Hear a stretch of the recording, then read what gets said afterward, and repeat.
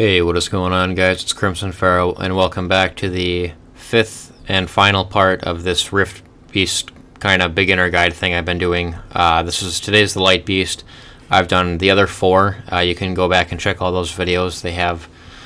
Most of the teams have a 70% success rate, I think. Which obviously you'd like 100%, but early on it's hard to do that, especially without the Water Twins, without Brandia. For the Wind one, Garrow and Perna help. Same thing for the Light Beast, Garrow and Perna help there. The Twins help a lot. Lapis it's hard to do the Fire one with just Lapis too, just one AoE unit. So these are just super free to play teams, but I'll walk through the Light one now, just in case you guys haven't seen the other videos. So this is the Airgar. He is one of the frontline tanks right now. On Revenge, Violent, Speed, Defense, and HP, with Defense and HP there. And then Colleen is the other frontline unit for the Light Beast. She has these stats here. She's on Double Revenge Endure with Speed, HP, and then Defense in the artifacts. So they're good enough to frontline tank most of the time. You do need 4 damage dealers for the Light Beast. Basically, you can do it with 3 if you have the Water Twins. If you don't have the Water Twins, it becomes very difficult to do with 3 units.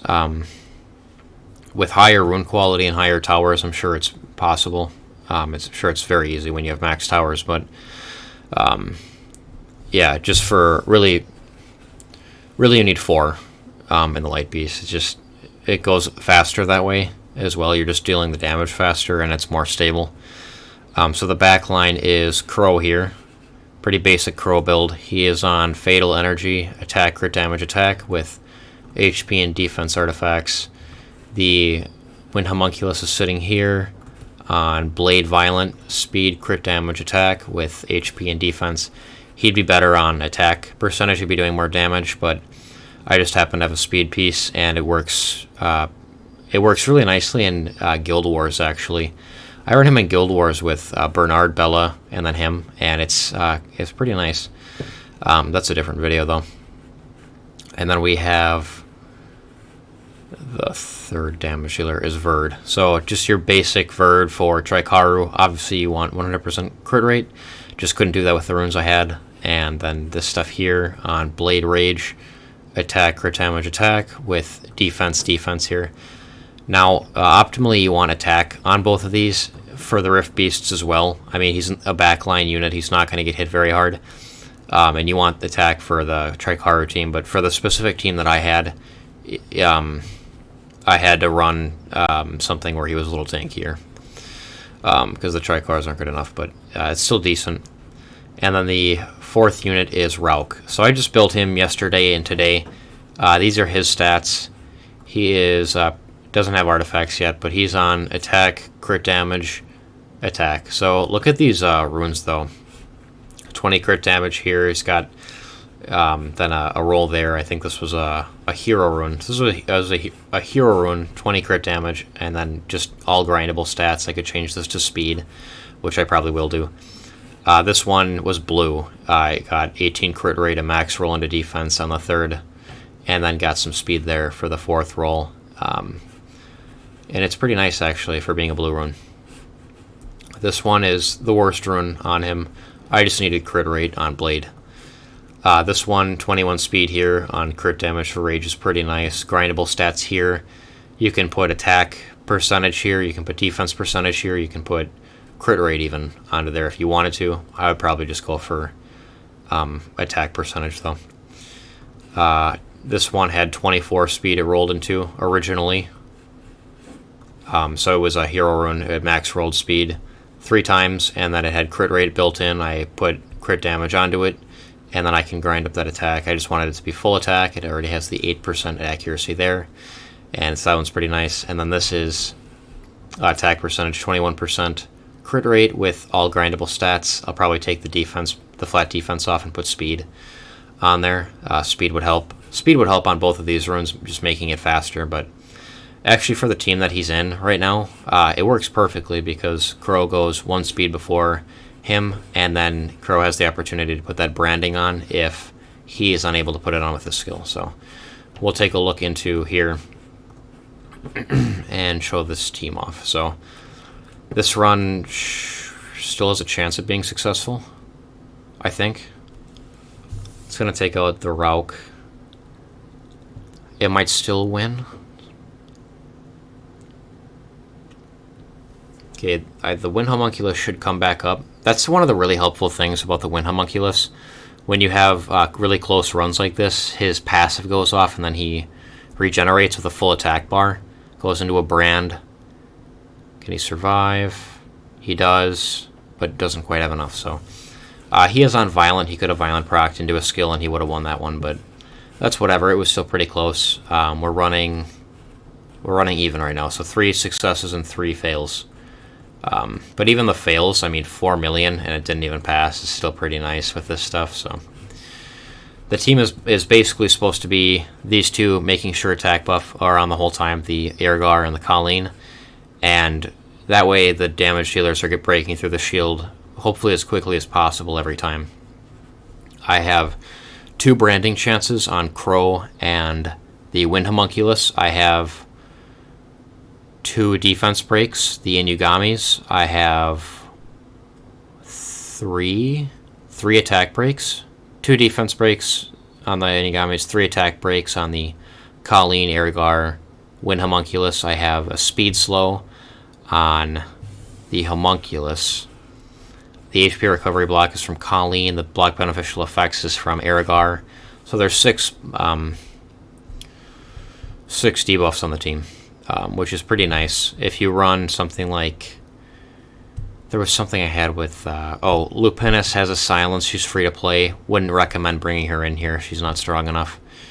And then stuff like Casey. Casey's a great unit. The Water Pixie. She brings a glancing as well. So I could take the Vert out of the team or something. Yeah, it would have to be like I feel like if anything came out of the team, it would have to be the Verd. Because the Rauk and the Crow are doing a lot of team-ups, which is pretty nice. Crow does massive damage on that skill 3. But yeah, so I mean, you don't have to get the extra debuff in there anyway. It's not a big deal.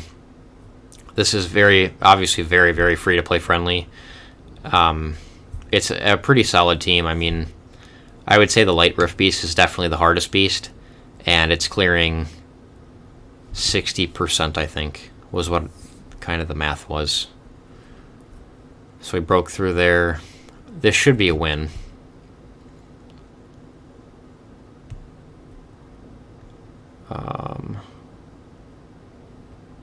Yeah, so the Wind Homunculus will come back up and it'll happen. Vert will survive this attack, I think. Maybe. Potentially, no, it didn't survive, but the Wind Homunculus will finish it. And we end up with just about 5 million damage. So what is it, 4.9? 4.8, okay, so yeah, pretty decent stuff. Again, it's running at, I think it has 4 wins and 3 losses. 1, 2, 3, 4 wins and 4 wins and 3 losses, yeah. So anyway, the team is pretty solid. I enjoy it. Rauk is a great addition. Rauk is good for the Wind Rift Beast as well. I did the video on the Wind Rift Beast last week, and Rauk is very solid in the Wind Rift Beast as well. He probably works in the Fire Beast too. I haven't had time to check it, but when you don't have the Water Twins, you only have Crow, Rauk, and the Water Hellhound for doing group attacks. I mean, Lisa doesn't make any sense to bring into here. Either the Light or the Dark Homunculus, one of those two has a group attack. So you've got that too, but that depends on how you want to build that, the Light or Dark Homunculus though. So I don't know. Anyway, Rauk and Crow are great. Very solid units for here. So we'll see if we can beat this run. We were able to get just about half damage before the first skill went off. Let's see if we can break shield before the second skill goes off. When Rauk's first skill hits a lot, that helps a ton. Rauk can go like completely insane and break a third of the shield with skill 1, so that's always pretty fun. Okay, so it took almost up until that extra skill there to take that off. That would have just about killed the team with that shield still on. With that attack. I think when the shield is on, the attack is higher. But yeah, anyway, the next attack here will win the match. And with Rauk on attack artifacts as well, if you can get pretty close to those stats for all the units, and then run him on attack, or running the Verd on attack, running all of them on attack, really, just to deal extra damage and go through it faster, should be more stable. Really, you want your damage dealers running with attack artifacts on in Rift Beasts especially, because every little piece of damage helps. But yeah, that's all for this video. If I missed any units that were helpful for this, feel free to comment down below for anyone else that's watching. And as always, thank you guys for this. I'll see everybody next time.